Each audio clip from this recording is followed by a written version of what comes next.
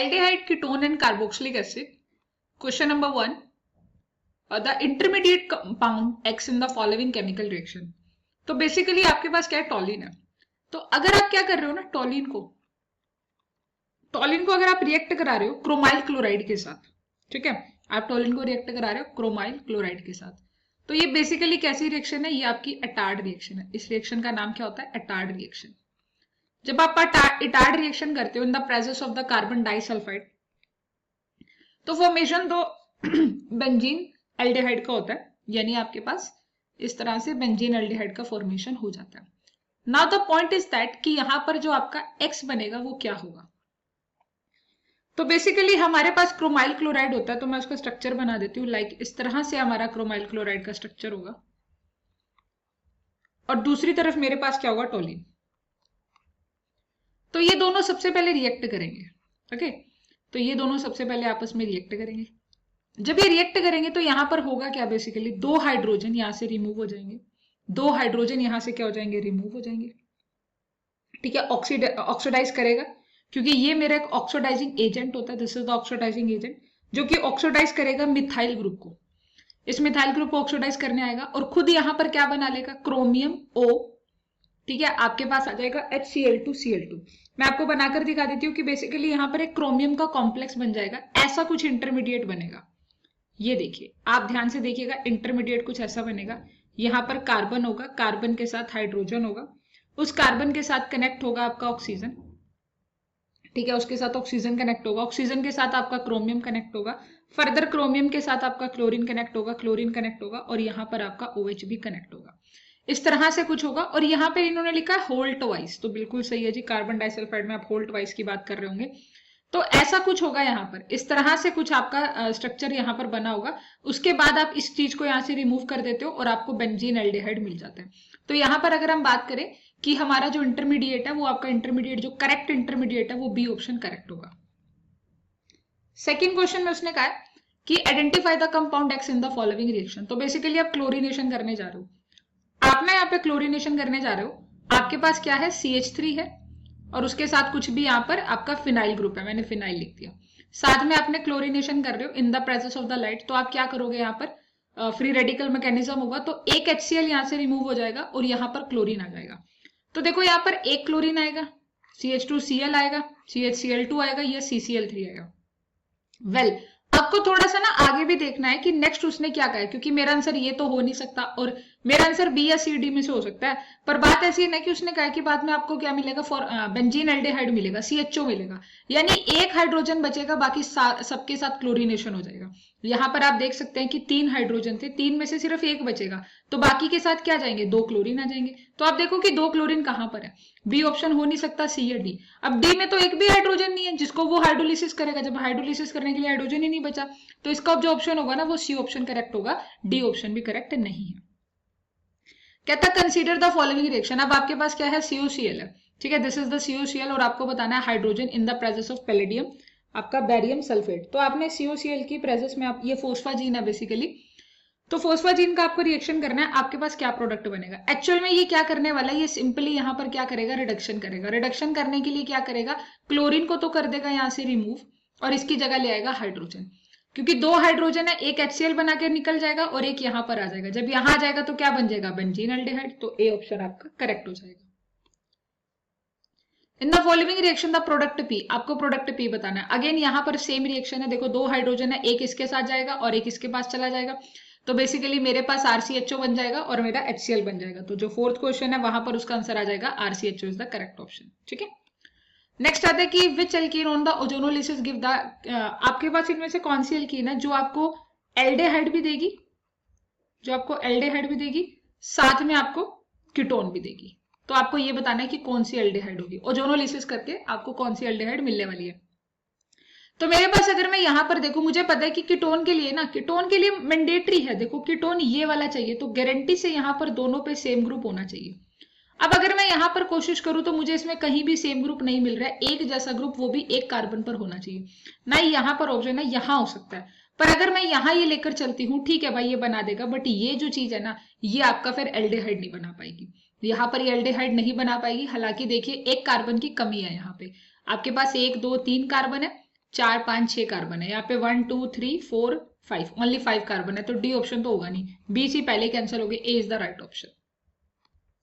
उसके बाद है the oxidation of the toluene to the benzene aldehyde by the chromyl. अभी ये सबसे पहला क्वेश्चन ही था कि वो कहता है कि आपके पास टोलिन है, आपके पास टोलिन है, टोलिन के अंदर आपने क्या डाल दिया, क्रोमाइल क्लोराइड डाल दिया, CrO2Cl2 को डाल दिया। अब वो कहता है कि आप इसकी CH2 in the presence of hydrolysis कर रहे हो, और आपको उसने बता भी दिया कि ऑक्सीडेशन करने पर आपको क्या मिल रहा है, CHO मिल रहा है। तो बताओ इस रिएक्शन का नाम क्या है, इस रिएक्शन का नाम होता है Etard reaction. It's a very important question. Next आता है कि what is the IUPAC name of the organic compound. अगर आपके पास एसीटोन है और आपने उसके अंदर ग्रिग्नार्ड रिएजेंट डाल दिया, ड्राई ईथर वाटर डाल दिया, तो बताओ क्या प्रोडक्ट बनेगा। तो बेसिकली आपके पास एसीटोन है, ये आपका एसीटोन है, आपने इसके अंदर C2H5 MgBr को डाल दिया, MgBr को डाल दिया in the presence of dry ether. उसके बाद तक उसकी हाइड्रोलिसिस भी करेंगे। तो सबसे पहले आपके पास यहाँ पर क्या बनेगा, C2H5 मिथाइल, यहाँ पर आपको पता है कि नेगेटिव होगा, यहाँ पर पॉजिटिव होगा। कार्बन पर जो अटैक करेगा वो ये पोर्शन अटैक करेगा और इसके साथ ये आ जाएगा, यानी मेरे पास आ जाएगा CH3 कार्बन, कार्बन के साथ आ जाएगा C2H5, और यहाँ मेरा CH3 चल ही रहा था, यहाँ मेरा आ जाएगा OMgBr। अब उसने क्या कहा कि इसकी हाइड्रोलिसिस कर दो, हाइड्रोलिसिस का मतलब H+ और द OH नेगेटिव, तो ये सारा रिमूव हो जाएगा और इसकी जगह OH आ जाएगा। मेरे पास जो प्रोडक्ट बनेगा वो CH3, कार्बन के पास OH आ जाएगा, यहाँ मेरा CH3 आ जाएगा और यहाँ मेरा C2H5 आ जाएगा। अब देखिए कि आपका आंसर क्या बनेगा। देखो 2 कार्बन ये रहे, 3 ये 4, टोटल 4 कार्बन की चेन हो गई। 2 पे मेरा क्या है, मिथाइल है, और 2 पे मेरा ओल है, तो इसका ए ऑप्शन आ जाएगा। बिल्कुल A is the correct option, absolutely correct option. Next उसने कहा है कि आपको रिएक्शन बतानी है, the reaction between the benzene aldehyde and the acetophenone. तो आपको बेंजीन एल्डिहाइड और एसिटोफिनोन की और डाइल्यूट NaOH की प्रेजेंस में, तो ये तो बिल्कुल नेमिंग रिएक्शन है।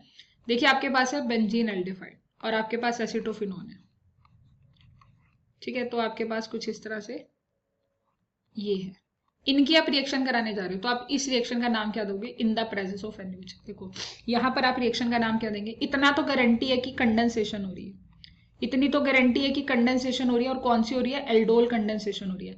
पर बात ऐसी है कि इधर एल्डिहाइड है और इधर कीटोन है, अगर दोनों तरफ कीटोन होता तो मैं बोलती कि एल्डोल कंडेंसेशन है, या दोनों तरफ एल्डिहाइड होता तो मैं बोलती एल्डोल कंडेंसेशन है। अब यहाँ पर क्या है कि दोनों तरफ आपका, एक तरफ एल्डिहाइड है और एक तरफ कीटोन है, तो इसका नाम आता है, क्योंकि एल्डोल कंडेंसेशन में इसका नाम आ जाता है क्रॉस एल्डोल कंडेंसेशन। तो 8 क्वेश्चन का आंसर होगा वो डी ऑप्शन करेक्ट होगा।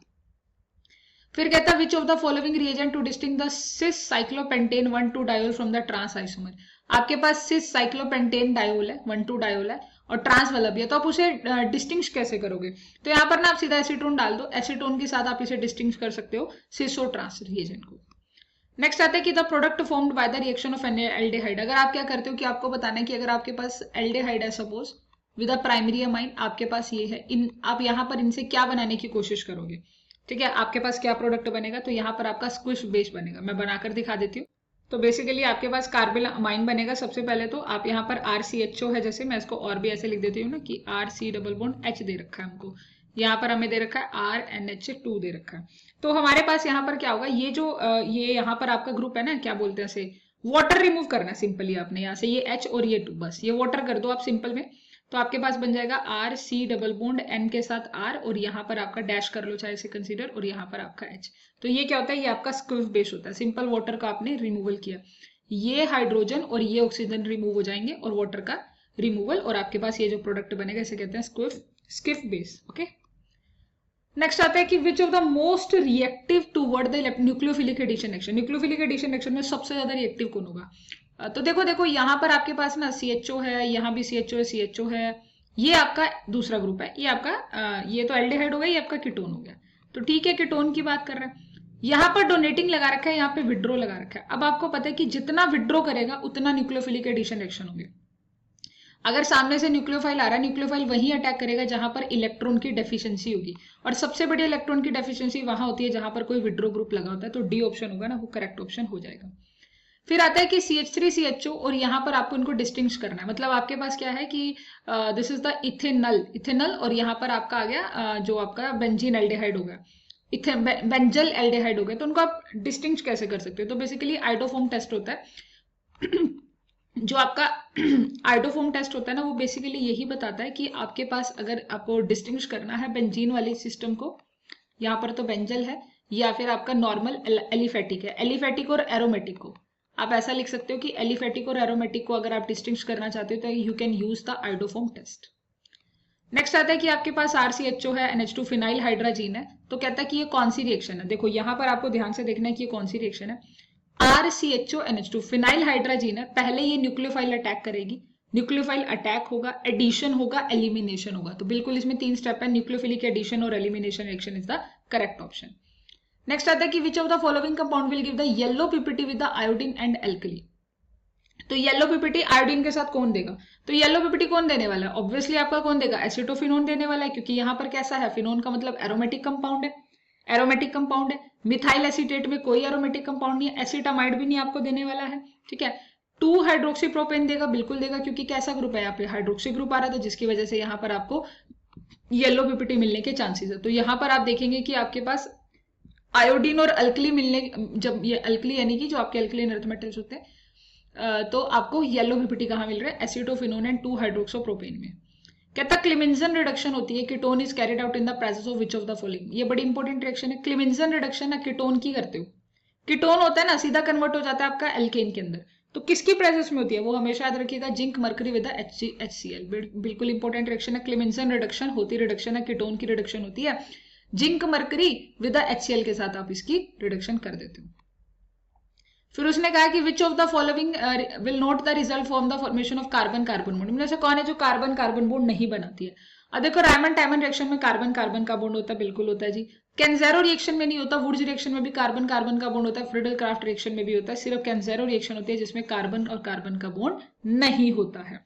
उसके बाद नेक्स्ट क्वेश्चन आता है कि एक strong base can be abstract an alpha hydrogen, की एक स्ट्रॉन्ग बेस है वो एब्स्ट्रैक्ट करता है अल्फा हाइड्रोजन कहाँ से, कीटोन से, एल्कीन से, एल्केन से, अमाइन से। देखो आप सिंपली देखेंगे कि अल्फा हाइड्रोजन कहाँ से इसलिए निकल सकता है, एसिडिक आप ढूंढो, आप सिंपली इस क्वेश्चन में ढूंढो कि आपका एसिडिक हाइड्रोजन कौन है। तो अगर आप यहाँ पर एसिडिक हाइड्रोजन ढूंढ रहे हो तो एसिडिक हाइड्रोजन जैसे आपने लिखा है यहाँ पे CH3 कार्बोनिल CH3, ये मेरा कीटोन हो गया, एल्केन हो गया मेरा, दिस इज द एल्केन हो गया, और यहाँ पर अगर हम बात करें ये मेरा एल्कीन हो गया। अमाइन की अगर मैं बात करूँ तो ऐसे, तो देखो ये तो नहीं होगा ना, ये तो एसिडिक हाइड्रोजन नहीं है, इसके एसिडिक हाइड्रोजन है, क्योंकि कार्बोनिल कैसा होता है, एक विड्रो ग्रुप होता है। जितना बढ़िया विड्रो ग्रुप होगा उतना ज्यादा एसिडिक होगा, और जितना एसिडिक होगा उतना जल्दी जो मेरा स्ट्रॉन्ग बेस होगा वो उसे एब्स्ट्रैक्ट करेगा। तो ketone is the right option.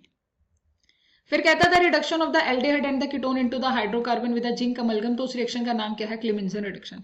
अगर आप क्या करना चाहते हो, आपके पास RCHO है या आपके पास कीटोन ग्रुप है, RC डबल बॉन्ड हो, R डैश ग्रुप है, आप इसकी रिडक्शन कराना चाहते हो इन द प्रेजेंस ऑफ किसमें, हाइड्रोकार्बन में, यानी एल्केन्स बनाना चाहते हो, तो आप क्या करेंगे, zinc amalgam in the presence of HCl, और इस रिएक्शन को आप बोलते हो क्लिमिंजन रिडक्शन रिएक्शन।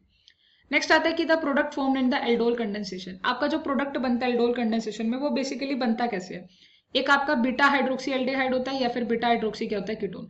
आपके पास बीटा हाइड्रोक्सी एल्डिहाइड होना चाहिए या बीटा हाइड्रोक्सी कीटोन होना चाहिए, तो वहां पर आपका एल्डोल कंडेंसेशन होता है। ऐसा नहीं कि अल्फा हाइड्रोक्सी कीटोन और बीटोन नहीं, अल्फा नहीं बीटा रिक्वायरमेंट होती है, ध्यान रखिएगा यहाँ पे बीटा पर होना चाहिए हाइड्रोजन, हाइड्रोक्सिड भी नहीं होगी, ये ऑप्शन ही नहीं है। नेक्स्ट आता है कि मेजर ऑर्गेनिक कंपाउंड आपको बताने किस रिएक्शन में क्या बनेगा, तो आपने CH3NH2 को डाला, आपने CH3NH2 को डाला, lithium aluminium hydrate and then the water. सबसे पहले आप यहाँ पर क्या करोगे, यहां से आपका बन जाएगा, यहाँ पर डबल बॉन्ड आ जाएगा, N आ जाएगा और N के साथ आपका CH3 आ जाएगा। फिर आपने लिथियम एल्यूमिनियम हाइड्रेट डाल दिया, तो वो क्या कर देगा, इसको रिडक्शन कर देगा, लिथियम एल्यूमिनियम हाइड्रेट इसकी रिडक्शन कर देगा, रिडक्शन करने पर ये बॉन्ड टूट जाएगा, हाइड्रोजन हाइड्रोजन मिल जाएंगे, तो आपका जो इस तरह से कुछ बन जाएगा, आपके पास यहाँ पर क्या जाएगा, नाइट्रोजन H और CH3 बन जाएगा, नीचे आपका हाइड्रोजन है। उसके बाद आप हाइड्रोलिसिस कर रहे हो, आप वाटर एडिशन करा रहे हो, तो बेसिकली ये क्या करेगा, इसको चेंज कर देगा, ये इसका यहाँ पर कौन सा एडिशन करा देगा, सिन की बजाय एंटी एडिशन कराता है, यहाँ पर जो एडिशन होता है वो एंटी एडिशन होगा, तो बी ऑप्शन आपका जो होगा वो करेक्ट ऑप्शन हो जाएगा, यहाँ पे एंटी एडिशन होगा, बी जो ऑप्शन होगा वो करेक्ट ऑप्शन हो जाएगा। ओके, सो नेक्स्ट क्वेश्चन आता है आपका 21, first product of the reaction between the RCHO, आपके पास है RC double bond, basically phenyl, यहाँ पे नॉर्मल हाइड्रोजन है, it's not a phenyl hydrogen, तो यहाँ H है, और आप इसमें नॉर्मली ना हाइड्रोजन के साथ रिएक्ट करा रहे हो, तो कहता है कि प्रोडक्ट क्या बनेगा, तो इसमें उसने कहा कि प्रोडक्ट क्या बनेगा, कुछ नहीं करना है आपको, सिंपली यहाँ पे वाटर का रिमूवल करना होता है। आप सिंपली ये हाइड्रोजन उठाओ और यहाँ से इसको रिमूव कर दो, वाटर रिमूव कर दो, आपके पास बन जाएगा RC डबल बॉन्ड N आ जाएगा, N के साथ एक और N है और उसके साथ फर्दर NH2 है और उसके साथ एक हाइड्रोजन है, तो ये आपका प्रोडक्ट बनेगा। चेकआउट कोई ऐसा ऑप्शन है या ए ऑप्शन बिल्कुल करेक्ट है, ए ऑप्शन आ जाएगा। नेक्स्ट आता है कि आइडोफोम टेस्ट इनमें से कौन नहीं देगा। तो देखो आइडोफोम टेस्ट कौन नहीं देगा, आपका कीटोन वाला ग्रुप। यहाँ पर जैसे है कि 3 पेंटेनन है, इथेनल है, इथेनॉल है, 2 पेंटेनन है, 3 पेंटेनन नहीं देने वाला है, आइडोफोम टेस्ट नहीं देगा। क्यों नहीं देगा? तो बेसिकली आइडोफोम जो टेस्ट होता है ना, वो देता है जिसके पास कार्बोनिल ग्रुप होता है। ठीक है, जिसके पास क्या है, कार्बोनिल ग्रुप है। अब कार्बोनिल ग्रुप प्रेजेंट है, वो तो यहां पर भी कार्बोनिल ग्रुप प्रेजेंट है, यहां भी कार्बोनिल ग्रुप है, यहां भी है, यहां नहीं है। ठीक है, पर यहां पर देखना है कि कार्बोनिल ग्रुप में मिथाइल, मिथाइल वाला ग्रुप होना चाहिए, मतलब मिथाइल कार्बोनिल टाइप ग्रुप होना चाहिए, मिथाइल वाला। आपके पास यहाँ पर क्या होना चाहिए, जैसे लाइक दैट मैं आपको बताना चाहूंगी कि मिथाइल कंटेनिंग कीटोन होना चाहिए। तो मिथाइल कंटेनिंग इसमें तो मिल जाएगा, बट इसमें नहीं मिलेगा, और यहां पर भी नहीं होगा। तो इनमें से जो टेस्ट नहीं, मतलब एक सेकेंड, मैंने गलती कर दिया इसको। देखो देखो देखो देखो, उसने कहा था कि कौन टेस्ट नहीं देगा। सिर्फ टेस्ट वो नहीं देता जिसके पास मिथाइल कीटोन नहीं है। यहां पर मिथाइल कीटोन यानी कि मेरे पास अगर ये वाला ग्रुप प्रेजेंट है ना, अगर ये ग्रुप प्रेजेंट है तो आइडोफोम टेस्ट होगा, अगर ये ग्रुप प्रेजेंट नहीं तो आइडोफोम टेस्ट नहीं होगा। तो यहाँ पे जो क्वेश्चन नंबर 22 है ना, एल्कोहल दे देगा, इथेनॉल दे देगा आपका। यहाँ पर देखिए, आपको लग रहा होगा कि ये देगा नहीं देगा, बट ये देगा, ये यहाँ पर दे देगा, आपका इथेनॉल देगा, बट यहाँ पर जो डी ऑप्शन है वो नहीं देगा। Clear? Okay okay, so next जो क्वेश्चन है अपना, फिनाइल मिथेनॉल है आपके पास।